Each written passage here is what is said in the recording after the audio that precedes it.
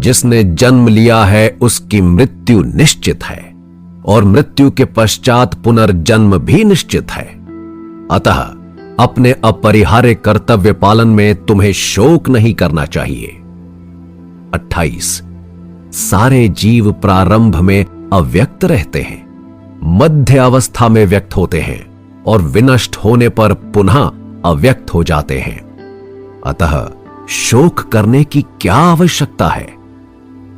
29 कोई आत्मा को आश्चर्य से देखता है, कोई इसे आश्चर्य की तरह बताता है तथा कोई इसे आश्चर्य की तरह सुनता है, किंतु कई इसके विषय में सुनकर भी नहीं समझ पाते। 30 हे भरतवंशी, शरीर में रहने वाले का कभी भी वध नहीं किया जा सकता, अतः तुम्हें किसी भी जीव के लिए शोक करने की आवश्यकता नहीं है। 31 क्षत्रिय होने के नाते अपने विशिष्ट धर्म का विचार करते हुए तुम्हें जानना चाहिए कि धर्म के लिए युद्ध करने से बढ़कर तुम्हारे लिए अन्य कोई कार्य नहीं है। तुम्हें संकोच करने की कोई आवश्यकता नहीं है। 32 हे पार्थ, वे क्षत्रिय सुखी हैं जिन्हें ऐसे युद्ध के अवसर अपने आप प्राप्त होते हैं, जिससे उनके लिए स्वर्ग लोक के द्वार खुल जाते हैं। 33 किंतु यदि तुम युद्ध करने के स्वधर्म को संपन्न नहीं करते तो तुम्हें निश्चित रूप से अपने कर्तव्यों की अपेक्षा करने का पाप लगेगा और तुम योद्धा के रूप में भी अपना यश खो दोगे। 34 लोग सदैव तुम्हारे अपयश का वर्णन करेंगे और सम्मानित व्यक्ति के लिए अपयश मृत्यु से भी बढ़कर है। 35 जिन जिन महान योद्धाओं ने तुम्हारे नाम तथा यश को सम्मान दिया है, वह सोचेंगे कि तुमने भय के मारे युद्ध भूमि छोड़ दी और इस भांति वे तुम्हें तुच्छ मानेंगे। 36 तुम्हारे शत्रु अनेक प्रकार के कटु शब्दों से तुम्हारा वर्णन करेंगे और तुम्हारे सामर्थ्य का उपहास करेंगे। तुम्हारे लिए इससे दुखदाई और क्या हो सकता है। 37 हे कुंती पुत्र, तुम यदि युद्ध में मारे जाओगे तो स्वर्ग प्राप्त करोगे और यदि तुम जीत जाओगे तो पृथ्वी के साम्राज्य का भोग करोगे। अतः दृढ़ संकल्प करके खड़े हो और युद्ध करो। 38 तुम सुख या दुख, हानि या लाभ, विजय या पराजय का विचार किए बिना युद्ध के लिए युद्ध करो। ऐसा करने पर तुम्हें कोई पाप नहीं लगेगा। 39 यहां मैंने वैश्लेषिक अध्ययन द्वारा इस ज्ञान का वर्णन किया है। अब निष्काम भाव से कर्म करना बता रहा हूं, उसे सुनो। हे प्रथापुत्र, तुम यदि ऐसे ज्ञान से कर्म करोगे तो तुम कर्मों के बंधन से अपने को मुक्त कर सकते हो। 40 इस प्रयास में ना तो हानि होती है ना ही ह्रास, अपितु इस पथ पर की गई अल्प प्रगति भी महान भय से रक्षा कर सकती है। 41 जो इस मार्ग पर चलते हैं वे प्रयोजन में दृढ़ रहते हैं और उनका लक्ष्य भी एक होता है। हे कुरुनंदन, जो दृढ़ प्रतिज्ञ नहीं, उनकी बुद्धि अनेक शाखाओं में विभक्त रहती है। 42 43 अल्पज्ञानी मनुष्य वेदों के उन अलंकारिक शब्दों के प्रति अत्यधिक आसक्त रहते हैं जो स्वर्ग प्राप्ति, अच्छे जन्म, शक्ति इत्यादि के लिए विविध काम करने की संस्तुति करते हैं। इंद्रिय तृप्ति तथा ऐश्वर्यमय जीवन की अभिलाषा के कारण वे कहते हैं कि इससे बढ़कर और कुछ नहीं। 44 जो लोग इंद्रिय भोग तथा भौतिक ऐश्वर्य के प्रति अत्यधिक आसक्त होने से ऐसी वस्तुओं से मोहग्रस्त हो जाते हैं, उनके मनों में भगवान के प्रति भक्ति का दृढ़ निश्चय नहीं होता। 45 वेदों में मुख्यतः प्रकृति के तीनों गुणों का वर्णन हुआ है। हे अर्जुन, इन तीनों गुणों से ऊपर उठो, समस्त द्वैतों और लाभ तथा सुरक्षा की सारी चिंताओं से मुक्त होकर आत्मपरायण बनो। 46 एक छोटे से कूप का सारा कार्य एक विशाल जलाशय से तुरंत पूरा हो जाता है। इसी प्रकार वेदों के आंतरिक तात्पर्य जानने वालों के सारे प्रयोजन सिद्ध हो जाते हैं। 47 तुम्हें अपना कर्म करने का अधिकार है, किंतु कर्म के फलों के तुम अधिकारी नहीं हो। तुम ना तो कभी अपने आप को अपने कर्मों के फलों का कारण मानो, ना ही कर्म करने में कभी आसक्त हो। 48 हे अर्जुन, जय अथवा पराजय की समस्त आसक्ति त्याग कर संभाव से अपना कर्म करो, ऐसी समता योग कहलाती है। 49 हे धनंजय, भक्ति के द्वारा समस्त गर्हित कर्मों से दूर रहो और उसी भाव से भगवान की शरण ग्रहण करो। जो व्यक्ति अपने सकाम कर्म फलों को भोगना चाहते हैं वह कृपण है। 50 भक्ति में संलग्न मनुष्य इस जीवन में ही अच्छे तथा बुरे कर्मों से अपने को मुक्त कर लेता है। अतः योग के लिए प्रयत्न करो, क्योंकि सारा कार्य कौशल यही है। 51 इस तरह भक्ति में लगे रहकर बड़े बड़े ऋषि मुनि अथवा भक्तगण अपने आप को इस भौतिक संसार में कर्म के फलों से मुक्त कर लेते हैं। इस प्रकार वे जन्म मृत्यु के चक्र से छूट जाते हैं और भगवान के पास जाकर उस अवस्था को प्राप्त करते हैं जो समस्त दुखों से परे है। 52 जब तुम्हारी बुद्धि मोह रूपी सघन वन को पार कर जाएगी तो तुम सुने हुए तथा सुनने योग्य सबके प्रति अन्य मनस्क हो जाओगे। 53 जब तुम्हारा मन वेदों की अलंकारमयी भाषा से विचलित ना हो और वो आत्म साक्षात्कार की समाधि में स्थिर हो जाए, तब तुम्हें दिव्य चेतना प्राप्त हो जाएगी। 54 अर्जुन ने कहा, हे कृष्ण, अध्यात्म में लीन चेतना वाले व्यक्ति के क्या लक्षण हैं? वह कैसे बोलता है तथा उसकी भाषा क्या है? वह किस भांति बैठता और चलता है? 55 श्री भगवान ने कहा, हे पार्थ, जब मनुष्य मनोधर्म से उत्पन्न होने वाली इंद्रिय तृप्ति की समस्त कामनाओं का परित्याग कर देता है और जब इस तरह से विशुद्ध हुआ उसका मन आत्मा में संतोष प्राप्त करता है, तो वो विशुद्ध दिव्य चेतना को प्राप्त कहा जाता है। 56 जो त्रय पापों के होने पर भी मन में विचलित नहीं होता अथवा सुख में प्रसन्न नहीं होता और जो आसक्ति, भय तथा क्रोध से मुक्त है, वह स्थिर मन वाला मुनि कहलाता है। 57 इस भौतिक जगत में जो व्यक्ति ना तो शुभ की प्राप्ति से हर्षित होता है और ना अशुभ के प्राप्त होने पर उससे घृणा करता है, वह पूर्ण ज्ञान में स्थिर होता है। 58 जिस प्रकार कछुआ अपने अंगों को संकुचित करके खोल के भीतर कर लेता है, उसी भांति जो मनुष्य अपनी इंद्रियों को इंद्रिय विषयों से खींच लेता है, वह पूर्ण चेतना में दृढ़ता पूर्वक स्थिर होता है। 59 देहधारी जीव इंद्रिय भोग से भले ही निवृत्त हो जाएं, पर उनमें इंद्रिय भोगों की इच्छा बनी रहती है। लेकिन उत्तम रस के अनुभव होने से ऐसे कार्यों को बंद करने पर वो भक्ति में स्थिर हो जाता है। 60 हे अर्जुन, इंद्रियां इतनी प्रबल तथा वेगवान हैं कि वो उस विवेकी पुरुष के मन को भी बलपूर्वक हर लेती हैं जो उन्हें वश में करने का प्रयत्न करता है। 61 जो इंद्रियों को वश में रखते हुए इंद्रिय संयमन करता है और अपनी चेतना को मुझ में स्थिर कर देता है, वह मनुष्य स्थिर बुद्धि कहलाता है। 62 इंद्रिय विषयों का चिंतन करते हुए मनुष्य की उनमें आसक्ति उत्पन्न हो जाती है और ऐसी आसक्ति से काम उत्पन्न होता है और काम से क्रोध प्रकट होता है। 63 क्रोध से पूर्ण मोह उत्पन्न होता है और मोह से स्मरण शक्ति का विभ्रम हो जाता है। जब स्मरण शक्ति भ्रमित हो जाती है तो बुद्धि नष्ट हो जाती है और बुद्धि नष्ट होने पर मनुष्य भवकूप में पुनः गिर जाता है। 64 किंतु समस्त राग तथा द्वेष से मुक्त एवं अपनी इंद्रियों को संयम द्वारा वश में करने में समर्थ व्यक्ति भगवान की पूर्ण कृपा प्राप्त कर सकता है। 65। इस प्रकार से कृष्ण भावनामृत में तुष्ट व्यक्ति के लिए संसार के तीनों पाप नष्ट हो जाते हैं और ऐसी तुष्ट चेतना होने पर उसकी बुद्धि शीघ्र ही स्थिर हो जाती है। 66।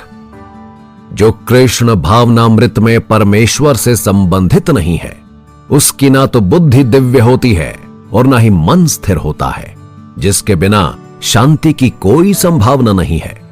शांति के बिना सुख हो भी कैसे सकता है। 67। जिस प्रकार पानी में तैरती नाव को प्रचंड वायु दूर बहा ले जाती है, उसी प्रकार विचारशील इंद्रियों में से कोई एक जिस पर मन निरंतर लगा रहता है, मनुष्य की बुद्धि को हर लेती है। 68। अतः हे महाबाहु, जिस पुरुष की इंद्रियां अपने अपने विषयों से सब प्रकार से विरत होकर उसके वश में है, उसी की बुद्धि निसंदेह स्थिर है। 69। जो सब जीवों के लिए रात्रि है, वह आत्म संयमी के जागने का समय है, और जो समस्त जीवों के जागने का समय है, वह आत्मनिरीक्षक मुनि के लिए रात्रि है। 70। जो पुरुष समुद्र में निरंतर प्रवेश करती रहने वाली इंद्रियों के समान इच्छाओं के निरंतर प्रभाव से विचलित नहीं होता और जो सदैव स्थिर रहता है, वही शांति प्राप्त कर सकता है। वो नहीं जो ऐसी इच्छाओं को तुष्ट करने की चेष्टा करता हो। 71। जिस व्यक्ति ने इंद्रिय तृप्ति की समस्त इच्छाओं का परित्याग कर दिया है, जो इच्छाओं से रहित रहता है और जिसने सारी ममता त्याग दी है तथा अहंकार से रहित है, वही वास्तविक शांति को प्राप्त कर सकता है। 72। यह आध्यात्मिक तथा ईश्वरीय जीवन का पथ है, जिसे प्राप्त करके मनुष्य मोहित नहीं होता। यदि कोई जीवन के अंतिम समय भी इस भांति स्थित हो, तो वो भगवत धाम में प्रवेश कर सकता है। अध्याय 3 कर्मयोग, लक्ष्य की ताकत। दोस्तों, इस अध्याय में हम जानेंगे कि ऐसी कौन सी 2 चीजें हैं जो इस दुनिया से कुछ भी हासिल करके दे सकती हैं। इसमें हम ये भी जानेंगे कि हम क्या हैं, अपने मन को काबू में करके अपनी सभी गंदी आदतों को कैसे छोड़ें, मनचाही मंजिल कैसे प्राप्त करें। भाग 1। अर्जुन कहते हैं, कृष्ण, आपकी बातों को सुनकर ऐसा लग रहा है जैसे ज्ञान कर्म से ज्यादा सही है, लेकिन आप तो हमें सन्यासी बनने की जगह युद्ध करने के लिए बोल रहे हैं। तो आप मुझे यह बताएं कि मैं ज्ञान का रास्ता अपनाकर सन्यासी बनूं या कर्म का रास्ता अपनाकर युद्ध करूं। यह बात सुनकर श्री कृष्ण बोले, इस संसार में मैंने ही 2 तरह के योग बनाए हैं। योग मतलब ऐसा रास्ता जिससे हम अपना जीवन सफल बनाते हैं। उनमें से एक है ज्ञान योग और दूसरा है कर्म योग। अर्जुन, अगर तुम एक मनुष्य हो तो तुम चाहकर भी अपने शरीर के कर्म को छोड़ नहीं सकते। उदाहरण के लिए, जीवित रहने के लिए तुम्हें सांस तो लेनी ही पड़ेगी। अगर पेट है तो खाना खाना ही पड़ेगा। अगर तुम कहीं किसी शक्ति से इन सब को रोकना भी चाहोगे, तो ये कैसे सुनिश्चित करोगे कि तुम अपनी इच्छा के बारे में नहीं सोचोगे। मेरे कहने का तात्पर्य यह है कि तुमसे जाने अनजाने कर्म तो हो ही जाएगा, क्योंकि तुम एक मनुष्य हो। तुम तो वैसे भी क्षत्रिय हो और अपने धर्म से बंधे हो, इसलिए तुम्हारे लिए सन्यास के रास्ते से ज्यादा अच्छा है कर्म का रास्ता। मतलब ज्ञान योग से कर्म योग ज्यादा सही है, क्योंकि सोचकर तुम ये काम नहीं कर रहे हो, अपितु प्रकृति का दास बनकर शरीर कर रहा है। फल की इच्छा किए बिना अपना कर्मयोग करो। अगर तुम खुद को कर्ता यानी कर्म करने वाला नहीं मानोगे, जब मैं तुम्हारा कर्ता बनूंगा तो बिना मांगे सब सुख राज सिंहासन दे दूंगा जिसकी तुम्हें आवश्यकता होगी। लेकिन बिना मेहनत किए तुमने अगर सुख सुविधा और राज्य का भोग किया तो तुम एक चोर कहलाओगे और तुम कभी भी परमात्मा यानी मुझसे नहीं मिल पाओगे। जिस प्रकार महान लोग खाने के लिए नहीं जीते, जीने के लिए खाते हैं, इसी तरह तुम परिणाम के लिए नहीं, कल्याण के लिए युद्ध करो। अर्जुन, तुम मनुष्य में सबसे बड़े हो। इससे जैसा तुम करोगे, ठीक वैसे ही तुम्हारी संतान यानी आने वाली दुनिया करेगी। अर्जुन, तुम मुझे ही देख लो, मैं तो भगवान हूं। भला मुझे किसी काम को करने की क्या आवश्यकता? पर मैं इसलिए अपना कर्म कर रहा हूं कि मनुष्य मेरा ही छोटा सा अंश है। जैसे मैं करूंगा वैसे ही मनुष्य करेगा। इस तरह तो पूरी सृष्टि खत्म हो जाएगी। कोई तुम्हारा साथ न दे और आलोचना करे तो तुम उसे बिना कुछ कहे अपना कर्म करते रहो। ऐसा करने पर वह मनुष्य कुछ समय बाद तुम्हारे जैसा ही करने लगेगा। जो व्यक्ति यह सोचता है कि कर्म वो कर रहा है, उस व्यक्ति से ज्यादा मूर्ख और दुनिया में कोई नहीं। ज्ञानी लोगों के द्वारा ऐसे व्यक्ति को कभी भी नहीं टोकना चाहिए। इसलिए हे अर्जुन, तुम भी इस कार्य के बंधन से हटकर दया और पश्चाताप के बिना युद्ध करो। इसलिए अर्जुन, दूसरों के धर्म और कर्म से अच्छा है कि अपना कर्म समझना चाहिए। भले ही हमारे स्वयं के धर्म में कर्म के पालन करने में भले ही कमी रह जाए। अर्जुन ने फिर सवाल किया कि अगर मनुष्य उसी ईश्वर का अंश है तो फिर गलतियां क्यों हो जाती हैं? श्री कृष्ण बोले, मनुष्य का शरीर भोग विलास करना चाहता है क्योंकि उसकी प्रकृति ही ऐसी होती है।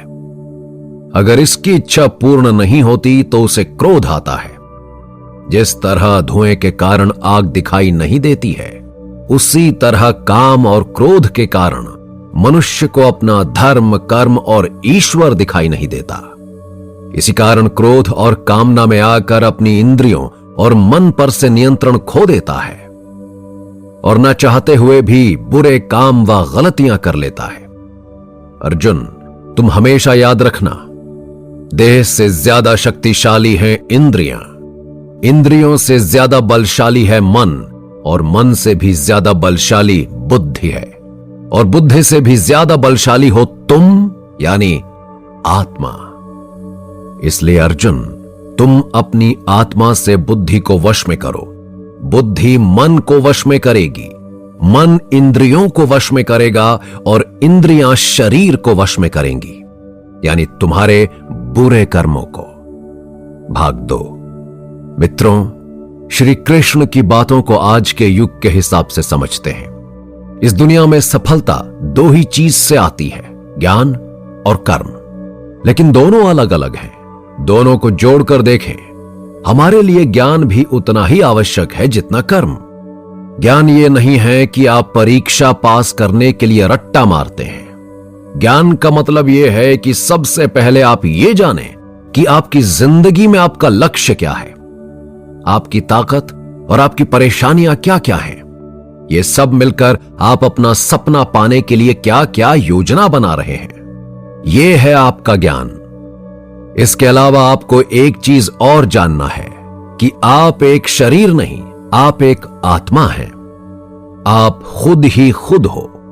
आप अपनी भावना, विचार और अपने कर्म से बहुत ऊपर हो। अगर आप ऐसा सोचोगे तो आप अपनी परेशानियों से 100% नहीं, अपितु 1000% ऊपर उठ जाओगे। दूसरा रास्ता है कर्मयोग, यानी कि आपके शरीर द्वारा किया गया कार्य। भगवान ने यह बताया है कि काम हम नहीं कर रहे हैं। जब हम ये सोचेंगे काम हम नहीं कर रहे हैं तो उसके 2 फायदे होंगे। एक तो यह कि आप अपनी मेहनत के फायदे के लिए परेशान नहीं रहोगे, और दूसरा ये कि आप अपनी भावनाओं को नियंत्रण में रखकर अपनी अच्छी से अच्छी परफॉर्मेंस दे पाओगे। इसके साथ साथ बुरे या अच्छे परिणाम को लेकर आप दुखी नहीं होगे। मनुष्य को यह जान लेना चाहिए कि हमें सिर्फ कर्म करना है, हमें सिर्फ कर्म का अधिकार है। इसके अलावा आप किसी भी बुरी आदत से कैसे बच सकते हैं, इसके लिए बहुत ही साधारण रास्ता बताया गया है। आप स्वयं को उस ईश्वर का छोटा सा रूप यानी आत्मा समझें। आत्मा के ध्यान से अपने दिमाग को अपने मन में काबू में करोगे। मन काबू में हो गया तो अपने आप आपके शरीर के अंग यानी इंद्रियों को काबू में कर लोगे। जब आपकी इंद्रियां नियंत्रण में हो जाएंगी तो बुरी आदत तो क्या, कुछ भी छोड़ना मुश्किल नहीं होगा। भाग 3। आइए दोस्तों, अब हम सब लोग समझते हैं नेटवर्क मार्केटिंग में कर्मयोग क्या है। हम सब मनुष्य को इस धरती पर कुछ खास योजना के साथ भेजा गया है। सबसे पहले हम यहां पर जानेंगे कि हम लोगों को अपनी जिंदगी में समस्या का मतलब कब समझ में आता है। जब हम लोग अपने आप को समझदार समझने लगते हैं, तब हमारे अंदर समस्या नाम की चिड़िया आ जाती है। यहां पर स्वयं भगवान श्री कृष्ण बोलते हैं कि कर्म करो। तो कर्म का मतलब क्या है? हम लोग सिर्फ कर्म करने के लिए हैं। कर्म करना मतलब अर्जुन का कर्म युद्ध करना था। ठीक उसी प्रकार हम सब लोग का यहां पर कर्म करने का मतलब है अपना सपना पूरा करना। यह भी एक युद्ध है। अगर आप अपना सपना पूरा करने में लग जाओगे तो आपके अंदर से सारी बुरी आदतें बाहर चली जाएंगी। सपना पूरा करने के लिए सबसे पहले ना समझ वाला छोटा बालक बनना पड़ेगा। वैसे भी दोस्तों, याद करो कि बालक किसी भी बात से या फिर कुछ करने से या फिर किसी से डरता नहीं है। जो छोटा बच्चा होता है उसके अंदर कोई खौफ या डर नाम की चिड़िया नहीं होती। ना तो बच्चा सोचता है कि क्या गलत है क्या सही है। वो जो भी काम करता है बिंदास होकर करता है। जैसे आप देखेंगे कि अगर एक छोटा बच्चा अपने घर के पास किसी कुत्ते के ऊपर बैठ जाता है और उसके मुंह में अपना हाथ डाल देता है, क्या कुत्ता उसे काटता है? नहीं। उसी प्रकार सपना पूरा करने के लिए आपको 3T फैक्टर के आधार पर चलना पड़ेगा। 3T टैलेंट भगवान ने स्वयं हम सब के अंदर डालकर धरती पर भेजा है। आइए समझते हैं 3T फैक्टर है क्या। 1. T टैलेंट यानी हुनर। हम सभी के अंदर टैलेंट है।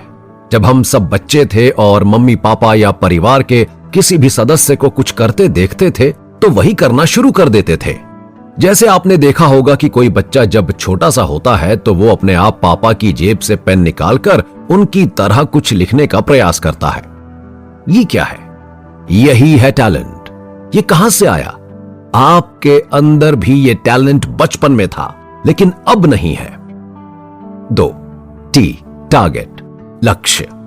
जब एक बच्चा चलने का प्रयास करता है तो उसका लक्ष्य सिर्फ चलना होता है और उस कोशिश में न जाने वो बच्चा कितनी बार गिरता है, उठता है और फिर गिरता है। गिरने के बाद भी वो बच्चा ये नहीं सोचता कि ये गिरना क्या होता है। ना उसे कोई समझाने वाला होता है कि तुम गिर रहे हो। एक दिन बच्चा आखिरकार खड़ा होकर चलना सीख जाता है और एक बार खड़ा हो गया तो मरते दम तक कभी नहीं गिरता।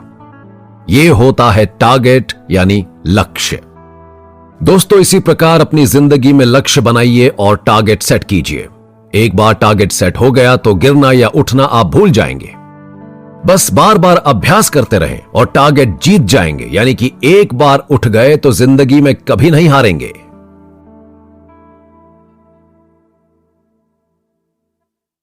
3.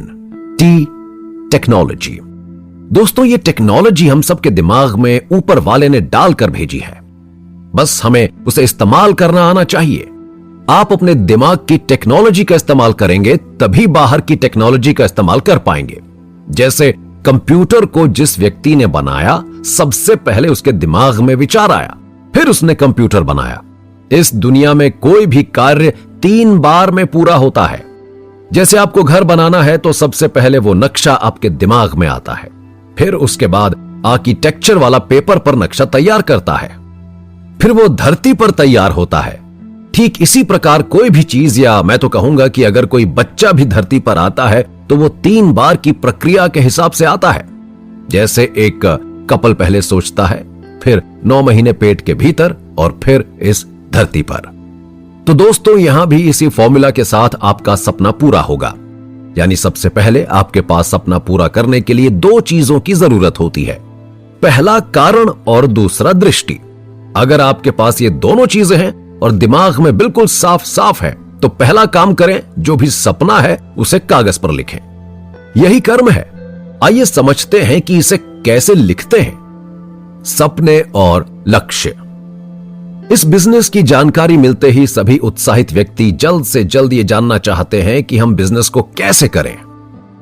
सिस्टम का कहना है कि जब तक आपके पास इस बात का जवाब नहीं है कि आप इस बिजनेस को क्यों करना चाहते हैं, यानी क्या कारण है, आप क्या पाना चाहते हैं, मतलब आपके सपने, आपकी इच्छाएं, आपकी जरूरतें, आपका मकसद। सफलता के कुछ सिद्धांत विश्व में कहीं भी समान रूप से कार्य करते हैं। उन सिद्धांतों का एक महत्वपूर्ण भाग है कि सफलता पाने के लिए आपके पास एक मजबूत क्यों होना चाहिए, यानी एक सपना या मकसद कि आप अपनी जिंदगी में क्या पाना चाहते हैं।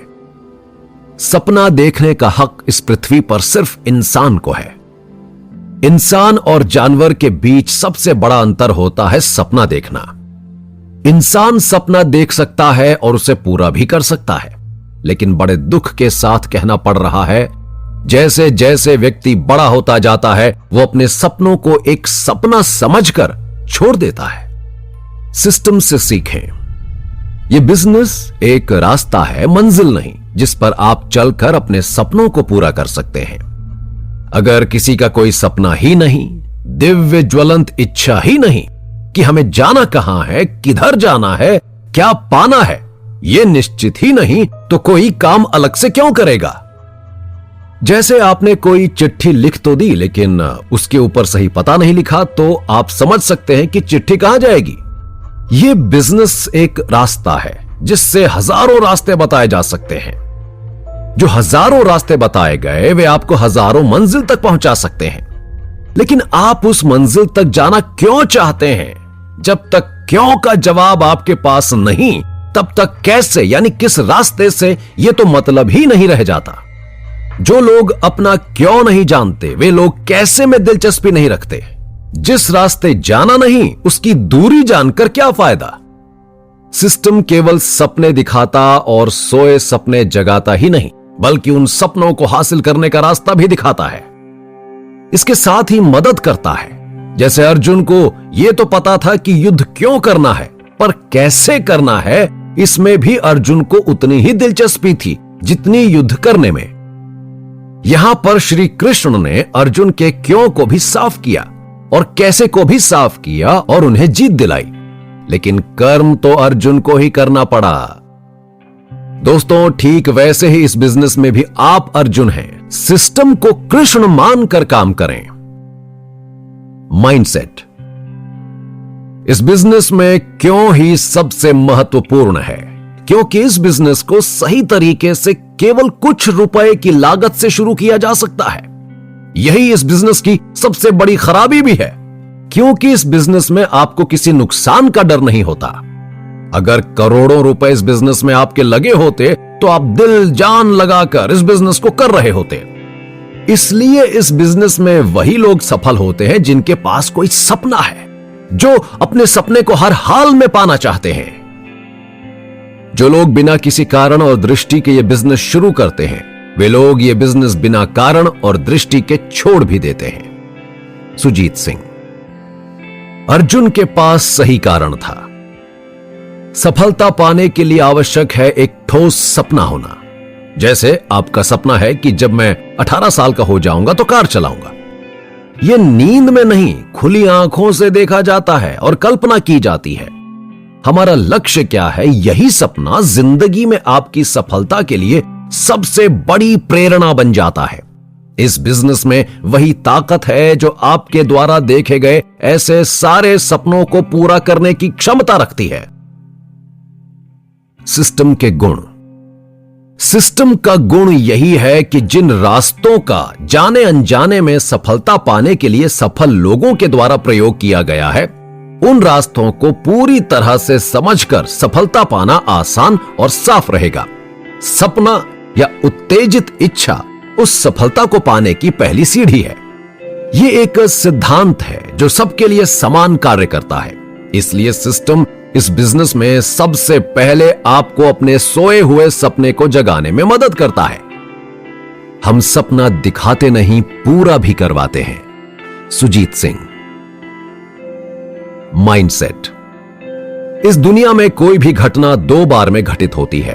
पहले आपकी सोच में, यानी सपने के रूप में, फिर वास्तविकता में। इसलिए सबसे पहले विचार करना आवश्यक है कि हम जिंदगी में क्या क्या पाना चाहते हैं। दुनिया में कोई भी व्यक्ति उतनी बड़ी सफलता पाता है जितनी बड़ी उसकी सोच होती है। जैसे कोई मजदूर सोचता है कि आज की दिहाड़ी मिल जाए, किसी कार का ड्राइवर सोचता है कि कोई सवारी मिल जाए। हर कोई अपनी अपनी सोच के हिसाब से सोचता है। आप क्या सोच रहे हैं, 1000 के बारे में या करोड़ों के बारे में? मेरा दावा है कि आज आपके पास जो भी है आपके कुछ साल पहले की सोच के कारण है। और ज्यादा चाहिए तो आप अभी से अपनी सोच को बड़ा कीजिए। हम सबका सपना एक जैसा है, सिर्फ रास्ता अलग अलग है। हर व्यक्ति के सपने अलग अलग होते हैं। मोटे तौर पर मैं ये सब आपको नीचे विस्तार में बता रहा हूं।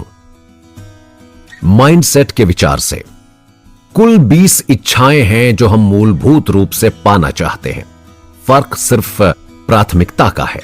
हम कौन से सपने को ज्यादा प्राथमिकता देते हैं। 20 इच्छाएं इस प्रकार हैं। मानसिक शांति जो हर व्यक्ति को चाहिए। 2, अपने परिवार के साथ ज्यादा से ज्यादा समय बिताना और प्यार पाना।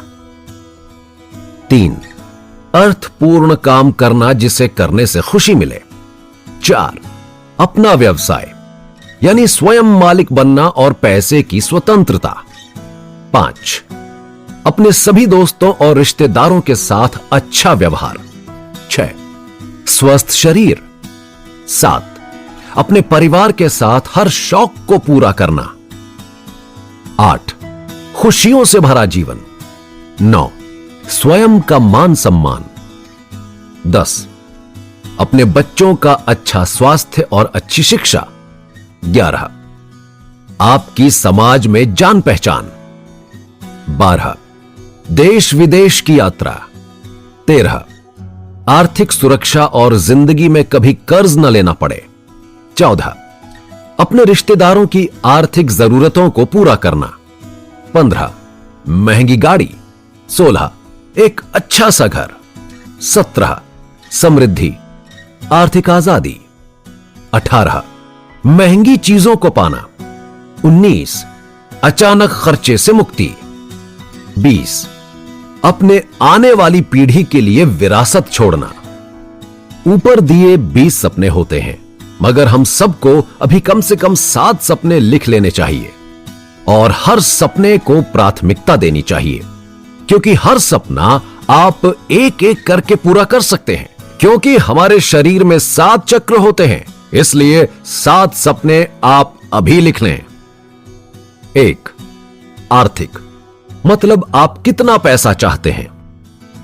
2, पारिवारिक आप अपने परिवार को कैसे खुश रखते हैं। 3, मानसिक आप अपने मन की शांति के लिए क्या क्या कर सकते हैं। अगर आपको सफलता मिल भी गई तो भी मन शांत होना चाहिए। 4, शारीरिक अगर आपके पास धन है लेकिन आप स्वस्थ नहीं हैं तो धन का कोई लाभ नहीं होगा।